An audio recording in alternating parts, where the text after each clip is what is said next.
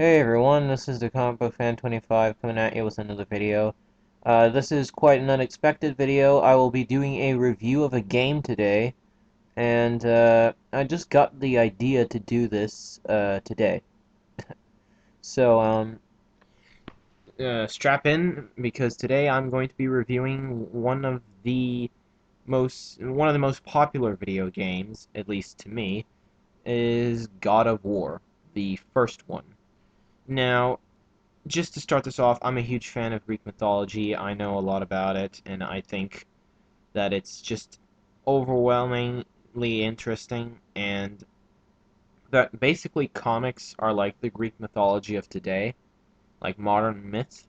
And I always look at Greek mythology, when I need some good classic stories or something to write about.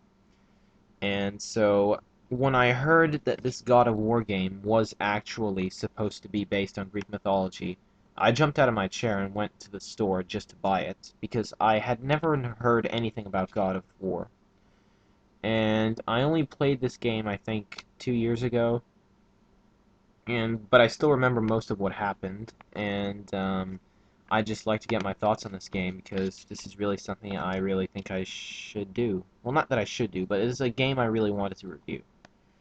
And to start off, I just like to say I think I should start off by saying I didn't get this game. I didn't play this game on the PS2.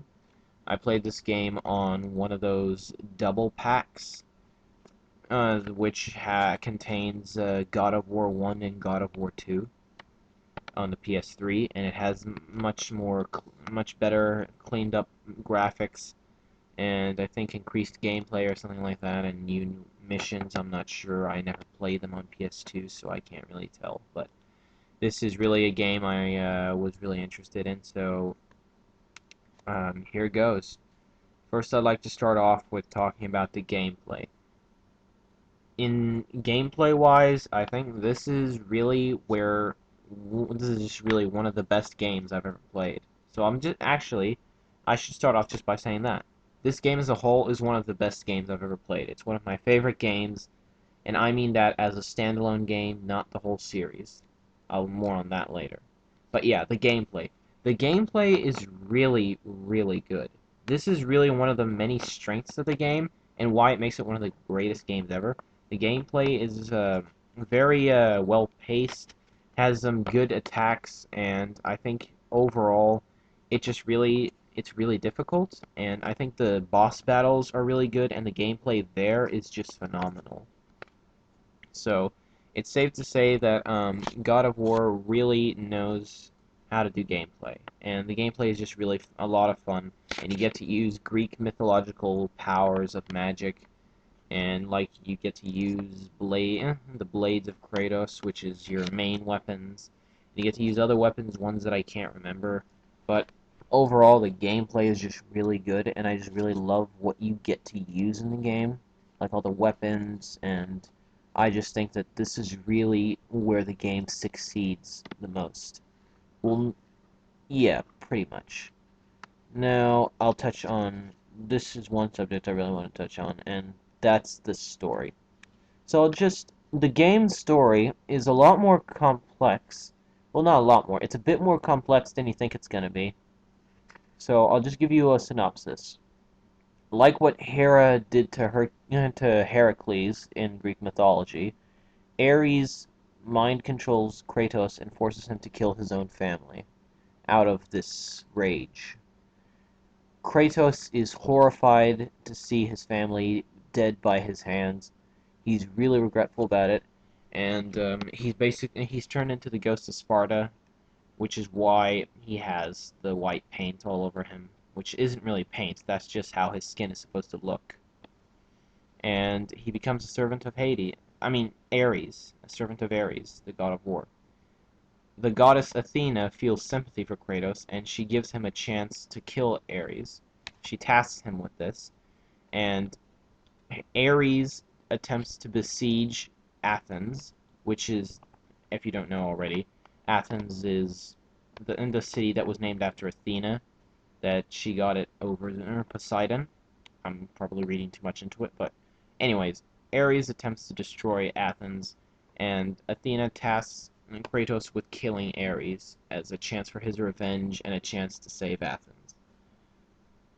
Kratos needs to find the one weapon that will help him kill Ares because it's not really that easy to kill a god, just saying. It's Pandora's box. And I'll probably get to the subject of Pandora's box maybe when I review the second game, if I will review the second game. And yeah, so he needs to find Pandora's box, and this will give him the powers to destroy a god. And according to this game's lore, if you kill a god, you become one. And this isn't really, I won't, this is a spoiler alert when I say this, but yeah, Kratos succeeds in killing Ares, and he becomes the new god of war. I know I was just setting out the synopsis. I guess I dragged it out a bit too more. Sorry, guys. Okay, now we'll touch on to the subject of Kratos. I think Kratos as a character, he's okay. People say he's supposed to be the ultimate anti-hero, Greek mythological badass. To be honest, at times he comes off as really unlikable and sometimes just a little stupid. But he's still a great character to play as, that I'll give, and that should go for gameplay. But Kratos, overall, he's okay. He's very selfish, though, and that makes him extremely unlikable. But I think that makes Kratos more realistic in the Greek mythological sense, because if you look at the heroes from Greek mythology, not really any of them were likable. The only ones that were likable was actually Perseus. He was the only likable hero I can remember. But yeah. And so Kratos kind of falls in league with all the other Greek heroes that, aren't generally likable, even though Kratos is not really a hero, he's just an anti-hero. And but he's a reasonably okay character. I kind of like where his character goes in the second game, but where it goes in the third game is where it really fails. More on that when I review those games. Now I want to talk about the depiction of Greek mythology in this game, and that's one of the most important things. So I'll probably be talking about this a lot. I really love what they did with Greek mythology here. I think they really fleshed it out and made it look really cool and really like it really has a lot of style and substance. The design for Ares in the game is just awesome, just with the flaming hair and all that. I just really love that. It's so creative and makes the character look all the more terrifying and intimidating, and really shows that he is a god that just loves war and loves violence and battles and death. He's really, the incarnation, and he's kind of like a force of nature. And Ares is expertly voiced by Steve Blum, who's one of my favorite voice actors, who, if you don't know him, he voiced Wolverine on several occasions, including in Wolverine and the X-Men. But then again, I'm going a little bit too deep on this, so I'm just going to go back to my point. The designs for the other gods are really cool, however, you don't get to see many of the other gods in this game, and you don't even get to see Hades that much. And the design for Hades looks kind of weird, but it gets a makeover in the next two games. Once again, more on that later. I really think that Greek mythology was given a lot of style in this game. It looks really good, and I think it stays true to the various Greek architecture, and they really knew how to make it look like Greece and how to make it also look more mythological. So what I can say is the depiction of Greek mythology and Greece in itself strikes a delicate balance between reality and the supernatural, like the super fun world, of magic, and basically, yeah. And that's what the game really succeeds at in its depictions of Greek mythology. Also, its accuracy to Greek mythology. This Kratos was never in Greek mythology. There was a god, and there was a character from Greek mythology called Kratos, but that's not the same character. Kratos is an entirely original creation. But since Kratos is a character created specifically for the game, I can't really say that it's not accurate because this is a new story of Greek mythology. And yeah, so, but other than that, based on its accuracy, I think it's pretty accurate. Athena is very much like she's supposed to be. She's very wise and strong-willed and intelligent, and I really like that. Also, I think Ares is also stayed a bit true.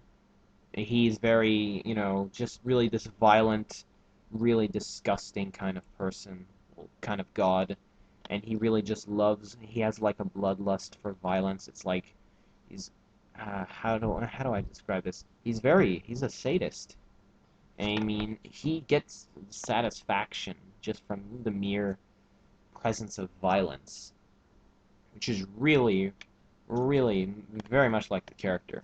I do think Ares could have been given a bit more depth in the game, but then again, I don't think this game is really here to tell a story, because if you watch the special features, it'll kind of give you more on why this game was created. But for a game that wasn't necessarily created to tell a story, this tells an interesting tale. And I think and I'm kind of circling back to the story. But yeah, the story's good, and I think the depiction of Greek mythology here is just really good. I think all the characters are really done well, and I think all the depiction, and it's very accurate to Greek mythology, while also being able to tell a new and interesting tale. Now for the graphics, and this is a small thing I'm going to touch on, so it's not even really that important, because I'm going to circle back to some other things later. The graphics do appear to be more cleaned up from the PS2 version and more enhanced, and since I never played it on PS2, I can't really tell if this is really somewhat the real improvement that this game sets itself out to be. But from what I can see, these are some really good graphics for a previous PS2 game. And I think the PS3 and the guys behind PS3 really did clean up the graphics here. Oh, the guys behind PS3 now. Just the guys behind the game who made this game really knew how to make the game look more PS3-esque, if that makes any sense. I know I'm making up words as I go. But yeah, the graphics here are really good. And but these graphics don't even get to the knees of God of War 3. And but still, they're pretty good. And these are really good cleaned up graphics, a lot more enhanced. And again, I'm not even sure if the gameplay was enhanced because I never played it on PS2, so really I'm not fit to judge on that. But for my money, the gameplay and graphics are really good for a game that is previously a PS2 game that has been converted to PS3. Now some other things that I think I should touch on. I think I should touch more on Kratos. What do I think? I think I should explain why I think Kratos is so unlikable. In one of the games, this is probably, I'm not sure if this is really a spoiler, but when Kratos is fighting the Hydra on the ship, when he kills the Hydra, there's a guy dangling from the ugula of the Hydra, and the guy has the key, and the guy sees Kratos, and he thinks that Kratos is going to help him. And note, this is an innocent Greek civilian. This guy did nothing to deserve what Kratos did to him.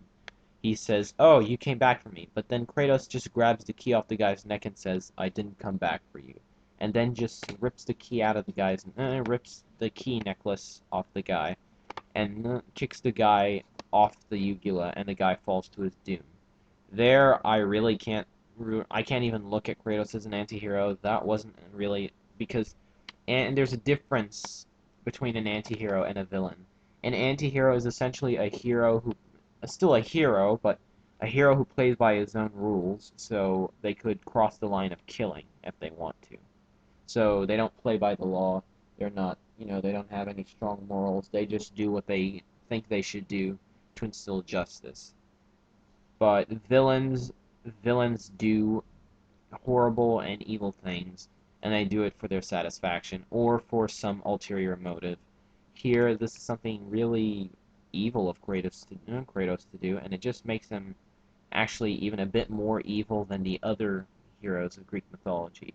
I might be wrong because some of the other heroes in Greek mythology have done far worse things than Kratos. But if you look at Hercules, Hercules was controlled by Hera when he killed his family, so that you can't really use that as a point. So and Kratos wasn't being controlled when he did this to the old man. There's nothing stating that. Kratos just kills this old defenseless man, and I just thought that really makes Kratos a really unlikable character. And why do I think he's kind of stupid? Well, he's kind of pig-headed. He doesn't really strategize anything. And he's usually, and he, whenever he gets angry, he just loves killing people. He just, well, not people. He just loves killing things, destroying everything. And this is a bit of a spoiler alert, but in the other games, he starts killing off even more other Greek characters for no good reason, and he just does it because, well, because they're in his way. So I don't really think you can even classify Kratos as an anti-hero when he does these things, because they really don't make him a likable character. But I want to touch on other characters too. As I was saying, well, no, not really. There really isn't much else I can touch on. The other characters, Athena and Ares, who I've already talked about, I've already touched on them, and I think I've said my best about them. I'll circle back to the gameplay. The boss battles are surreal. They're one of the best boss battles I've ever done. I love how they use the Minotaurs from Greek mythology and just the other monsters like Gorgons and use them as like these really tough minions that you need to face. I think that's just immense, just humongously clever of them to do. They really do a great job of incorporating Greek mythology to be this action-adventure game. And also, the boss battle at the end with Ares is probably one of the best boss battles I've ever faced. It was challenging, it was long, it was hard, and I really had a really long and at times even a little bit depressing time fighting Ares because I just wanted to kill him off. So also why this game's gameplay is so good. The game just in itself is a really tricky game, and most of the time I had to go online and look at walkthroughs just to see what I had to do in the game. So this game is really challenging, and it really is that video game that you really, if you want a challenging video game, honestly, God of War is the challenge. It's a really hard game, and I'm not even sure if one of my other friends have finished it. Well, maybe they didn't bother because they only rented the game. I'm not sure. I need to ask them, but I'm getting off topic. But I think I've touched on everything I need to. Yeah. So overall, God of War is challenging, interesting, tells a good story, an interesting story, I'd rather say, even though that's not what it set out to do, and what it sets out to do, it does well, and what it sets out to do is just incorporate Greek mythology into a really fun and challenging action-adventure game. That's what it set it out to do, what it sets out to do, and what it does well, and where it does best. So overall, I think this is a really good game. You should definitely go check it out. Now, unless your PS2 isn't working, I suggest you just do what I do and pick up the 2-pack that comes with God of War 2, which is really good, and I think it just makes the games all the more fun. Right now, I'm playing God of War 2 and God of War 3, which I still need to finish, because God of War 2 is actually a lot harder, and God of War 3, well, I'd rather touch on these games in later reviews if I might do one, or some. But yeah, that's pretty much all I have to say. Thank you for watching my review. This is my first video game review, I think. And let me know if I did well. And I was purely reviewing this game as a video game. Yeah. So yeah, thank you for listening, and I'll come at you with another video sometime later. Okay, thanks guys. Catch you later.